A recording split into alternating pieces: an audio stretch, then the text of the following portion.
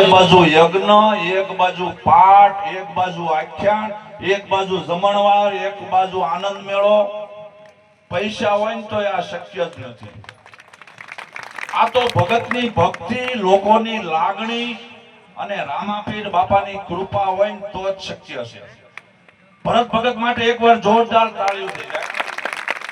બસ સુંદર મજાનો કાર્યક્રમ ચાલી રહ્યો છે એટલે વધારે સમય નહીં લઉં, પણ એક વાત ચોક્કસ કહીશ કે મારી શરૂઆત પણ રામાપીરથી જ થઈ છે. મારી શરૂઆત રામાપીરના ગીતો લખવાથી જ થઈ છે. એમાં મારી રામાપીરની કંકોત્રી ભોજાભાઈ ભરવાડે ગાયેલી આપણે બધાએ સાંભળી જશે, બહુ લોકચાહના મળી છે. અને બીજું બાવા બાળનાથ અને રામાપીરનું ગીત બાવા મારો દડુલો મને દઈ દે. બસ ત્યારથી રામાપીર બાપાની કૃપા થઈ ગઈ, ગાડી પાટે ચડી ગઈ. પછી કોમેડી વિડીયો આવ્યા એટલે એમાં તો તમે બધાએ નામે ફેરવી નાખ્યું. હવે રાહુલ વેગડ તરીકે કોઈ નથી ઓળખતું, બકુલભાઈ તરીકે બધા ઓળખે. અને આપ